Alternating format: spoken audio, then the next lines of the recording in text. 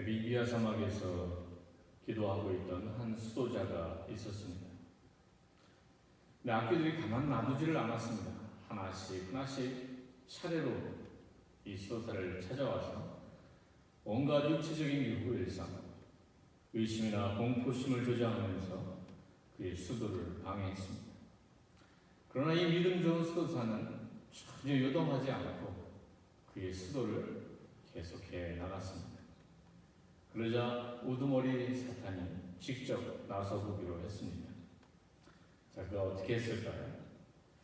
이 대장 사탄은 이 거룩한 수도자에게 다시 다가가서 이렇게 속삭였다고 합니다. 이곳의 수도사 양반, 당신은 들었습니까? 당신 여기서 수도하고 있는 동안 글쎄 당신 동생은 벌써 알렉산드리아의 주교가 되었다고 합니다. 이 사실을 알고 있습니까? 그러자 순간 그 받던 수도자의 얼굴에 시기와 질투심이 어둡게 깔리더라라고 하는 이야기입니다. 조금 과장된 얘기일지 모르지만 전혀 틀린 말도 아닙니다. 높아지려고 하는 욕망, 더 소유하려는 이 욕망이 결국 교만과 시기와 질투라고 하는 그런 죄를 낳습니다. 이런 인간의 죄성과 사단 마귀가 만났을 때 인간의 타락이 시작이 되고 또 바벨탑 사건도 생겨났습니다. 이 과일을 먹는 날에는 네 눈이 밝아서 너도 하나님과 같이 될 것이다. 내가 하늘까지 성을 쌓아서 하늘에 닿게 하여 우리 이름을 내자. 이런 교만과 또 이런 비교 의식이 계속 있었던 것이죠. 우리는 계속 비교하고 또한 계속 비교당합니다. 어떨 때는 열등감, 또 어떤 때는 우월감으로 그것이 표출되어 나타납니다. 사탄은 계속 부정적인 마음으로 공격을 하고 하나님은 계속 우리에게 새로운 정체성과 우리는 사랑받은 자임을 기억시켜 주십니다. 히브리서가 쓰여질 당시 사람들의 하루하루가 어땠을까 이런 생각을 해보게 됩니다. 서서히 박해의 컬빛이 크리스찬들을 향하던 그러한 때입니다. 예수가 죽고 부활했음에도 여전히 세상은 악이 득세하고 나라는 속국이 되어 있고 믿는 자들의 삶은 점점 궁지로 내몰리고 있는 상황이었습니다. 현실은 달라지는 것이 없고 계속 쪼그라들고 괴로운 것입니다. 천사는 날개도 있고 능력도 있어서 아주 괜찮아 보이는데 우리가 선택한 예수는 과연 우리에게 어떤 존재인가? 내 선택이 옳았던 것일까? 하는 질문들이 그들을 괴롭혔을 것입니다. 예수님께서 가난한 자, 병든 자의 친구인 것까지는 너무 좋았습니다. 그런데 지금 내가 겪고 있는 이 고난에 침묵만 하시는 것 같은 그 그리스도는 싫은 것입니다. 점점 무능하고 힘이 없고 약해 보이는 것입니다. 믿는 사람들끼리 모여서 사랑하고 서로를 위로하는 것까지는 너무 좋았습니다. 그런데 둘러싼 환경은 계속 불안하고 계속 그 두려움의 강도는 쓰여지기만 하는 것입니다. 오늘날도 그리스도인들에게 이런 모습은 계속되고 있습니다. 지난 시간에는 우리가 구원의 과거적인 측면을 더 집중해서 보았다면 오늘 본문은 구원의 미래적인 측면을 더 생각하게 하는 본문입니다.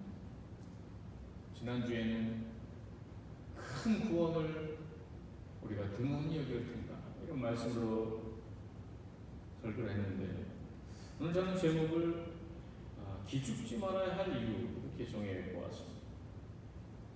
우리가 정말 이 하나님의 큰 구원을 받아가진 그러한 하나님의 자녀로서 우리가 기죽지 말아야 될 여러 이유가 있습니다. 자, 첫 번째는 장차 오는 세상의 통치를 맡은 자들이기 때문에 우리는 기죽으면 안 되는 것이죠. 자, 지금 대통령 선거 시즌, 여러분들이 차를 운전하고 다니다 보면 막 길게 줄을 들어서는 것을 보게 됩니다. 정치가나 사업가는 차기 정권을 누가 잡을 것인가에 최고의 관심을 보입니다. 근데 지금 우리의 관심은 누가 대통령이 되느냐, 사실 이게 아니고, 오늘 본문이 얘기하는 것은 다가올 영원한 세상이 분명히 있다. 근데 거기서 누가 정권을 잡을 것이냐, 이런 것을 캐치할 수 있습니다. 우선 본문이 천사는 아니라고 말합니다. 장차 올 세상을 천사의 지배 아래 두시지는 않겠다라고 말씀하십니다. 히브리서 2장 5절에 보면 하나님이 우리의 말한 바 장차 오는 세상을 천사들에게는 복종케 하심이 아니라. 여러분, 당시에 천사는 사람들이 가장 흠모하는 영적인 존재였습니다. 가장 귀하다고 여기는 율법도 하나님께서 천사들을 통하여 주었다고 그렇게 생각했습니다. 그들은 천사를 가장 그렇게 높이 봤는데, 장차 올 세상이 그 천사의 지배 아래 들어가지 않을 것이다 라고 얘기합니다. 자, 그럼 지금 오늘날로 와서 여러분들이 장차 올 세상이 누구의 지배 아래 놓이게 될 것 같습니다. 지금 이렇게 되어지는 상황을 보면 장차 오는 세상의 주인이 꼭 아마존이 될 것 같다, 구글이 세상을 지배할 것 같다, 아니면 삼성, 아니면 애플, 그런 것들은 물론 힘이 있는 거대 기업, 거대 기업에 대해서 지금 작은 것들을 다 잠식해 들어가고 있습니다. 그런데 그런 것들이 아니다라고 하는 것이죠. 그런 것들이 장차 오는 세상의 주인이야. 스티브 잡스도 죽었고, 오늘 뉴스를 보니까 삼성의 이건희 회장도 세상을 떠났습니다. 트럼프도 바이든도 결코 다가올 세상의 진짜 주인은 아닌 것입니다. 그럼 누구입니까? 오직 예수 그리스도 한 분이십니다. 예수 그리스도는 그 통치권을 완전히 실현하신 분으로 오늘 본문에 등장하고 있습니다. 히브리서 2장 9절에 보면 오직 우리가 천사들보다 잠깐 동안 못하게 하시는 이분 자, 곧 죽음의 고난받으심을 인하여 영광과 존귀로 관쓰신 예수를 보니, 이렇게 나옵니다. 예수님이 이 땅에 오셔서 고난을 당하시고 십자가에 죽으셨습니다. 그러나 예수님은 죽음을 맛보셨을 뿐입니다. 예수님은 절대 죽음에 굴복당하지 않으셨습니다. 오늘 본문에 보니까 예수님은 다시 영광과 존귀로 관을 쓰셨다라고 했습니다. 이제 히브리서에서는 장차 다가올 미래의 그 구원을 이야기하면서 그 예수님께 모든 통치권이 주어졌다. 그분께 모든 영광의 그 관, 존귀의 관이 쓰여졌다라고 하는 것을 이야기합니다. 자, 또 하나 이제 생각해 봐야 될 것이 있습니다. 왜 우리가 기죽지 말아야 되는가? 이 세상에서의 고난은 잠깐이고, 이 세상에서의 고난은 맛보는 정도이기 때문에 우리가 절대 기죽어서는 안 되는 것이죠. 그런데 문제는 예수님을 통해서 우리가 이렇게 세상을 지배하는 이런 통치권을 받았습니다.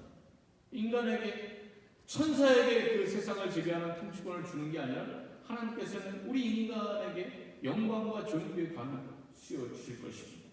그 통치권을 받은 인간이지만 지금 만물이 우리에게 복종하지 않는다는 데에 그 문제가 있습니다. 8절을 보면 복종치 않은 것이 하나도 없으니 지금 우리가 만물이 아직 저에게 복종한 것을 보지 못하고, 이렇게 되어 있습니다. 하나님께서는 우리에게 만물을 지배하라, 만물을 통치하라, 그 지배권을 주셨는데 아직은 만물이 우리에게 복종하지 않고 있습니다. 왜입니까? 하나님이 만물을 통치할 수 있는 통치권을 주셨지만 아담과 하와가 지은 원죄로부터 우리가 저지른 자범죄까지, 그러한 인간의 죄 때문입니다.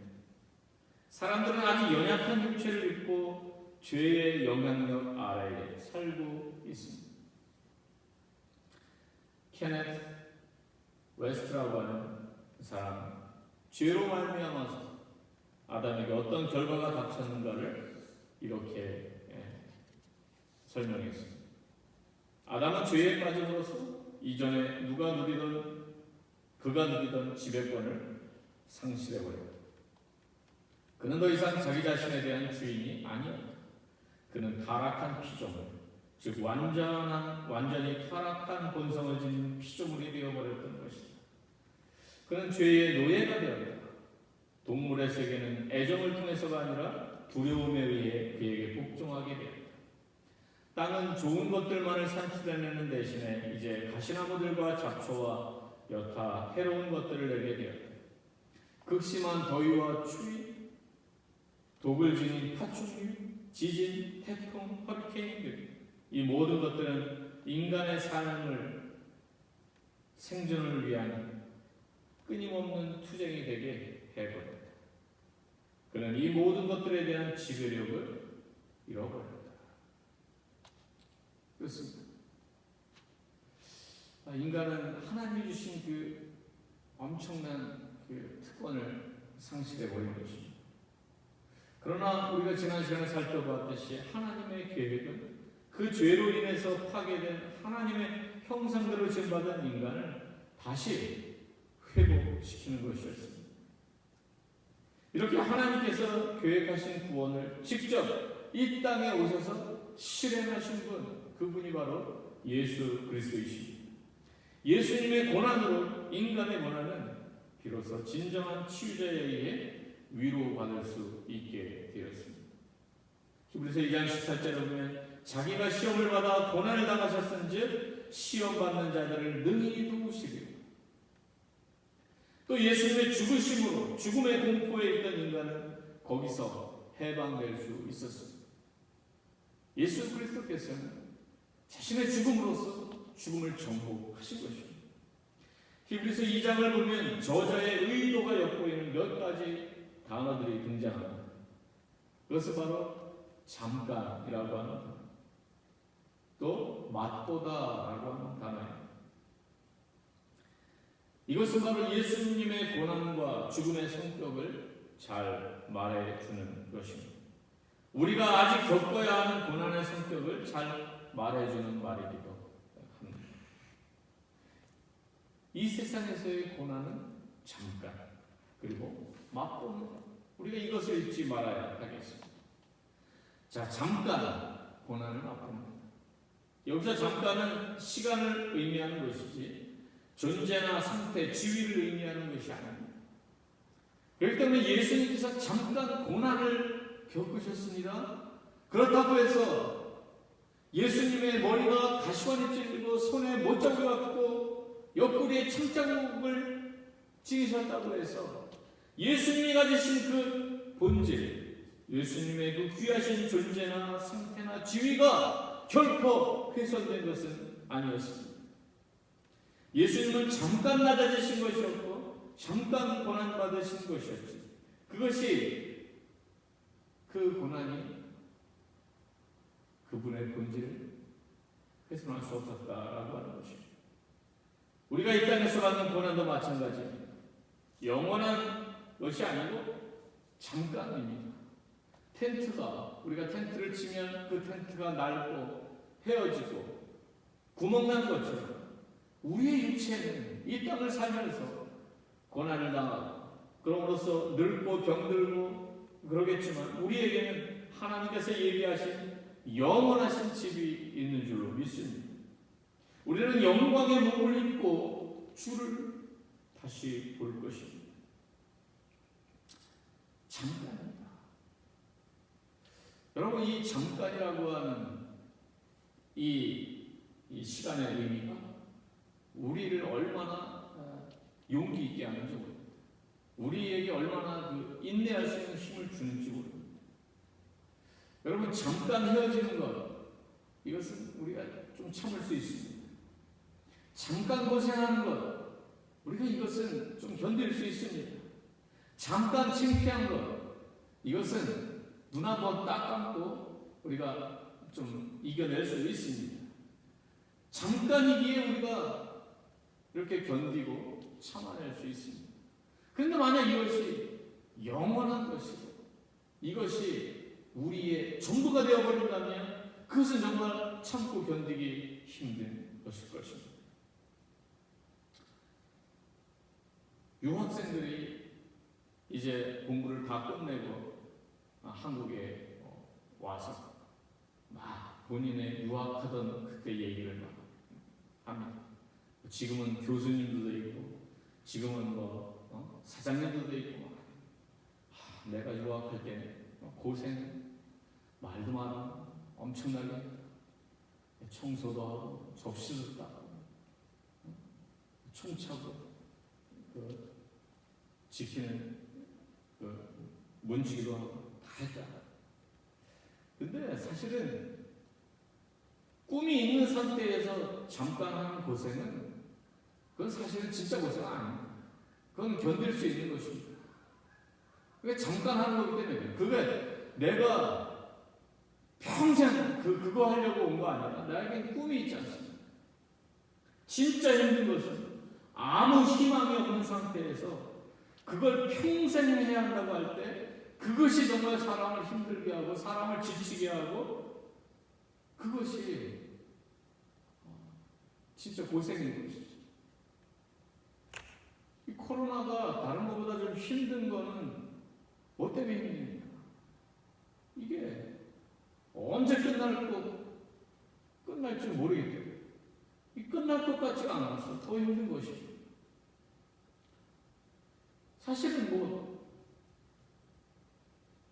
그 강도에 비해서 한 2, 3주 지나면 다 낫지 않습니다.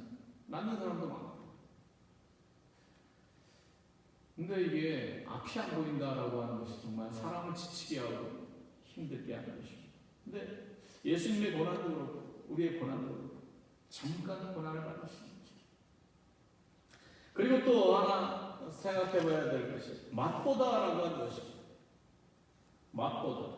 우리 히브리서 2장 9절에 보면 오직 우리가 천사들보다 잠깐 동안 못하게 하심을 입은 자 곧 죽음의 고난 받으심을 인하여 영광과 존귀로가 쓰신 예수를 보니 이를 행하시면 하나님의 은혜로 말미암아 모든 사람을 위하여 죽음을 맛보려 하십니다. 모든 사람을 위하여 죽음을 맛보려 하십니다. 이 죽으심의 짧은 차원을 표현하는 의미도 있지만 이 맛보다라고 하는 단어는 인간으로서 죽음을 경험하시지만 신이 갖고 계신 영광과 존귀를 훼손하지 않는다라고 하는 이 두 가지를 놓치지 않는 탁월한 표현입니다. 만약에 신이 완전히 죽어버리시면 큰일 나는 거 아닙니까? 근데 죽음을 잠깐 맛보신 것이다. 신이 인간이 되신 것도 말이 안 되는데 잠시 죽음의 상태가 되셨다? 이게 얼마나 큰 일입니까? 정말 말도 안 되는 일을 겪으신 것입니다, 실제. 그런데 그것이 영원하지 않아요. 맛보신 것이에요. 인간을 사랑하시기 때문에 그걸 맛보시죠. 근데 예수님은 그 죽음을 이기시고 또 무덤에서 일어나셨습니다. 하나님이 죽으셨다는 것이 얼마나 말이 안 됩니까? 생명의 주께서 생명이 끊어져 버린 상태에 처하게 되셨다는 것이 상상이나 됩니다. 그래서 우리가 이 성육신의 사건 또 예수님의 십자가에 달리는 사건 이런 것들은 우리의 머리로 다 이해되고 상상이 하지 않는 것입니다. 인간이 스스로의 힘으로 신께 다다를 수 없었습니다. 그래서 신이 직접 내려오실 수밖에 없었다. 이 구원의 진리, 이 구원의 소식이 깨달아질 때 예수님의 이 고난과 십자가가 결코 우리에게 부끄러운 것이 아니고 우리를 기죽게 하는 그 무엇이 아니고 정말 우리를 자랑스럽게 하고 정말 예수님을 더 사랑하게 하고 예수님께 더 나아가게 하는 그 무언가가 되는 것입니다. 이 세상에서의 고난은 잠깐 받는 고난이며 죽음 속에 잠기는 것이 아니라 단지 죽음을 맛보는 것입니다. 너희가 이 땅에서 잠시 받는 고난은 장차 올 영광과 좋게 비교할 수 없도다.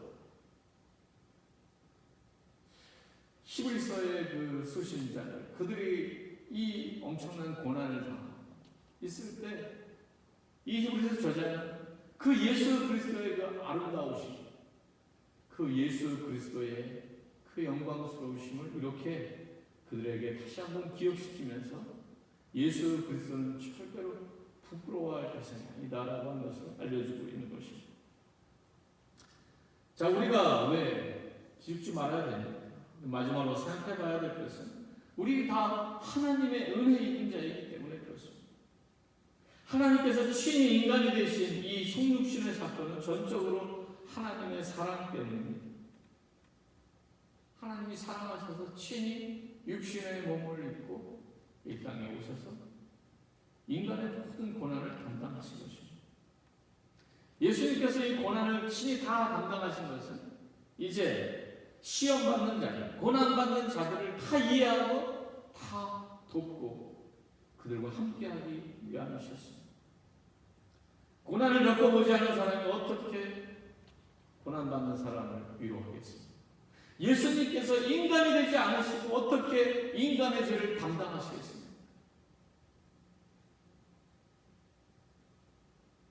그래서 고난에 관한 이야기를 하면서 어떤 목사님이 그랬더라고요. 여러분들이 지금 고난받는 것은 나중에 남에게 백신이 되기 위해서 여러분이 고난받는 것입니다. 근데 사실 고난 가운데 있는 사람에게는 그런 말이 위로가 되지 않으시죠. 어떤 속에서 어떤 말이 나옵니까? 저는 백신 안 되어도 괜찮으니까 이 고난이 제발 저에게로부터 빨리 떠났으면 좋겠어요. 그렇죠? 이것이 우리의 한계입니다. 이것이 인간의 한계입니다. 그러나 예수님은 친히 인간의 고난을 담당하기 위하여 십자가로 그 걸음을 옮기신 줄로 믿습니다. 우리가 이것을 생각할 때 정말 감사할 수밖에 없는 거예요. 그래서 히브리서 2장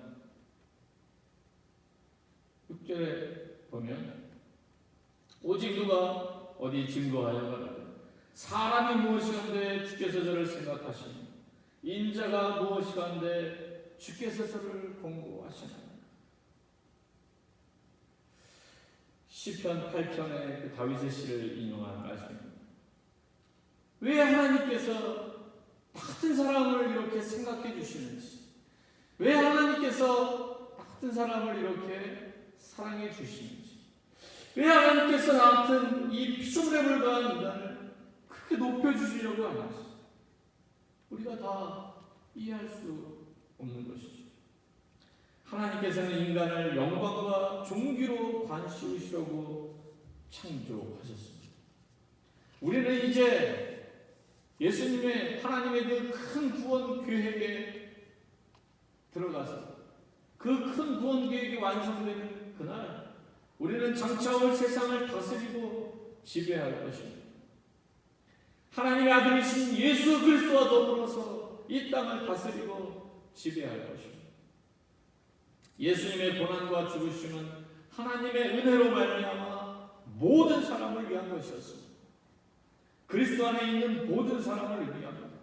예수님의 고난과 죽으심은 2장 10절을 뒷받침하는데 많은 사람을 하나님께로 인도하기 위한 것이었습니다.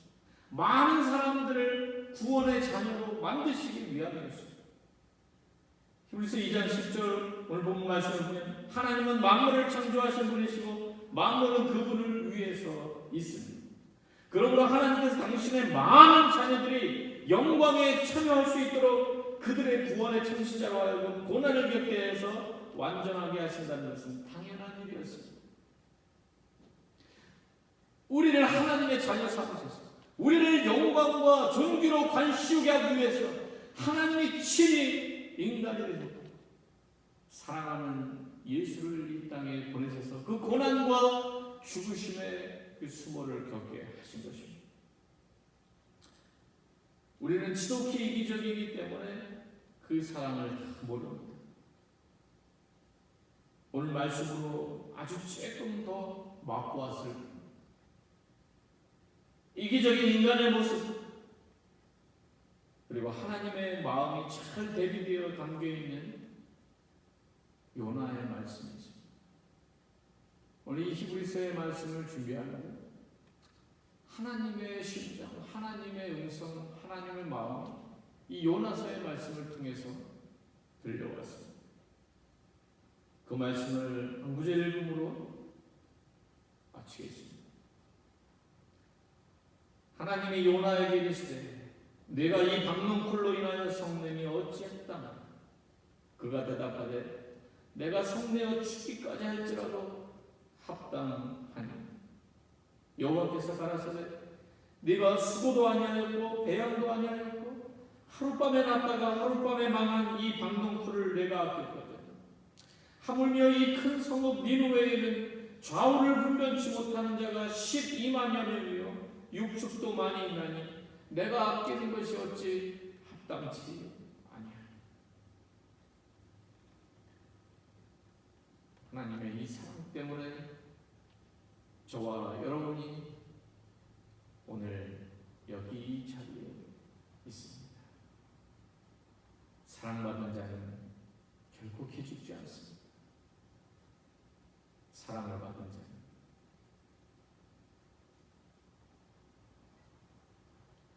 기죽지 않고 다시 일어나 나를 사랑해주는 그분을 위하여 다시 한번 각오를 다질 것입니다. 우리 기도하겠습니다. 하나님 아버지 감사합니다. 어렵고 힘든 환경에 절대로 주눅들지 않고 우리를 향하신 하나님의 그 큰 사랑, 그 위대하신 고난과 죽으심, 부활의 사건을 늘 기억하는 저희들이 되게 주시옵소서. 아버지 하나님, 장차 올 그 하나님의 나라, 하나님의 완전한 그 구원의 성취를 우리가 믿고 확신하며 기다립니다. 우리 사랑하는 모든 성도들에게 이 구원의 감격, 이 구원의 확신이 더욱더 강하게 자리잡게 하시고, 그래서 다가온 모든 환경의 위험, 또 관계의 어려움, 이 모든 것들을 능히 이겨내도록 주여 은혜 베풀어 주시옵소서.